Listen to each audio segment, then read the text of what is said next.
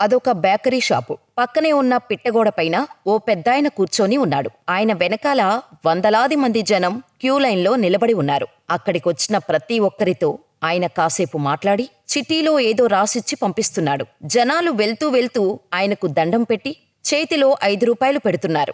అటువైపుగా వెళ్తున్న ఓ జర్నలిస్టుకు అక్కడేం జరుగుతుందో అర్థం కాలేదు. ఆ క్యూలైన్ నుంచి బయటకొచ్చిన ఓ వ్యక్తిని ఆపి, ఆ పెద్దాయన, ఎవరన్నా, అక్కడేం జరుగుతోంది? ఆయనేం రాసిస్తున్నారు? మీరెందుకు దండం పెట్టి 5 రూపాయలు ఇస్తున్నారు అని అడిగారు. ఆయన మా పాలిట దేవుడయ్యా అని ఆ వ్యక్తి చెప్పాడు. ఆ జర్నలిస్టుకు ఏమీ అర్థం కాలేదు. ఆయనేమైనా లోకల్ బాబానా ఏంటి అని జర్నలిస్టు అయోమయంగా అడిగాడు. ఆయనొక డాక్టర్ అయ్యా, 5 రూపాయలకే వైద్యం చేస్తున్న పేదల డాక్టర్, మా పేదల దేవుడు అని చెప్పాడు. ఆ జర్నలిస్టు ఆశ్చర్యపోయాడు. 5 రూపాయలకే వైద్యం చేస్తున్నాడా? ఆయనేమైనా ఆర్ఎంపీ వైద్యుడా అని కాస్త అనుమానంగా అడిగాడు. 5 రూపాయలకు వైద్యం చేసే ఆర్ఎంపీలు కూడా ఇప్పుడు ఎవరున్నారయ్యా?